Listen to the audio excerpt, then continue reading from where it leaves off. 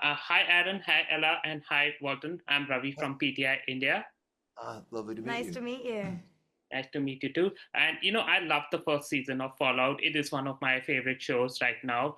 And so my first question is that season one, it succeeded because it felt both widely inventive and deeply character driven. So I just want to know what was the collective spirit and energy on set going into season two. We were excited. We were all really excited to be coming back and feeling very, I mean, at least feeling very lucky to be picked up and doing it again. Much like you said that you're a fan of this show. Well, you know what? You're talking to three fans of this show. You're actually talking to 700 people that work on this show that are fans of this show. And the way that, like, my wife and my son don't know anything about this show because I'm very tight-lipped about it. But the way that hopefully that the fans will consume this, right? With this passion and this excitement. That's how we felt when we were reading these scripts. Every single time we read them, we would call or text each other or see each other on set and go, can you believe that this is happening? And so the excitement that we had reading it, I just so hope that that same excitement extends to everybody that's getting ready to watch this thing, because it is a cinematic extravaganza. It is a global story that doesn't belong to any one of us. It belongs to all of us. And we're just so grateful to be able to tell this story again. And here's the truth, man. We're going to get to tell it again.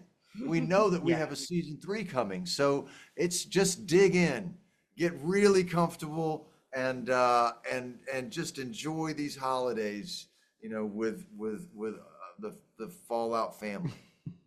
Yeah. Aaron, for you? No, I think it's just like I don't know. It's such a joy to work on a series that it's never boring for us. I think and that's mostly due in part to the crew, the incredible artisans working on this, the people that even when I have days where I might feel exhausted because we've been running so hard. I'll show up to a set, and we have some amazing sets in this show. I remember even in our first season that I bring this one up often, that fallen satellite where Dr. Wheelzig loses his head, with Lucy. We shot on that beautiful location, that incredibly detailed set for maybe 6 to 7 hours, Yeah. like not even long. But there's this excitement I always have for coming to a show like this, where I feel motivated to continually give it everything I have because everyone else around me is doing the same. The one thing that we haven't talked about when you see this show, this is, I mean, because it's a behemoth. It's a very big thing to move this ball forward every single day. But we've never really talked about the fact that we shoot this show out of order, like a lot of people, but we have 8 episodes, and they're not all written when we start the show, but they anticipate things that might come later. Mhm. And in any given day, we could be filming 3 or 4 or 5 episodes because we're crossing through the same location, and with multiple directors and multiple storylines, some of which we don't truly understand why or how we got here, but we just all rely on each other to, to realize the fact that this will make sense. We know exactly what we're doing, even if at times we don't, and that's exciting, man. That's Yeah. art. That's art on a Yes. very high level. Yeah. And one of the things, what my takeaway from season one was that the show constantly asks this question that what makes someone good in a world where even basic humanity is threatened. So to each one of you, what is definition of morality, and has it changed after you worked on on this show? That's a great question. It's a really, really thoughtful question. Um,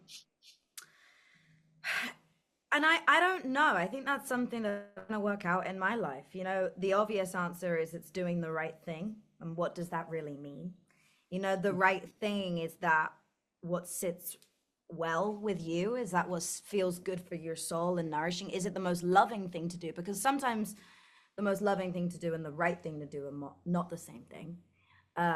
Is it to be kind? Is it how you act when the cameras aren't rolling, so to speak? You know, I think everyone has to find their own personal definition of that.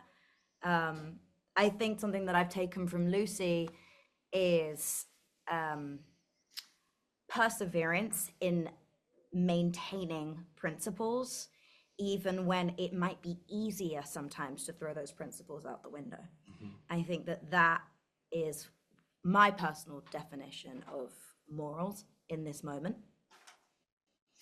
You know what? I don't think morality is stagnant. I don't think it should be stagnant.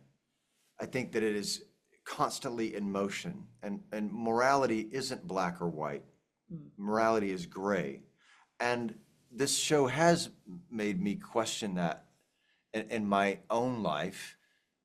And what I've come away with is that if the one pathway to my morality is empathy, and it is through empathy that your morality may shift a little to the left or a little to the right, but by understanding someone else's pain, you can better understand your own. And you have, grace is a product of it. Yeah. Aaron, your takeaway from that? I really love both of their answers. For me, this show has made me really question the difference between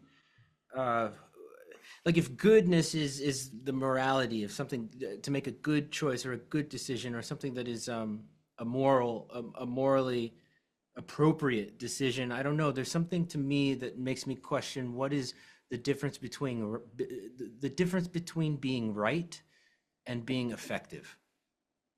And that sometimes making the right choice is not necessarily the most moral choice in the moment.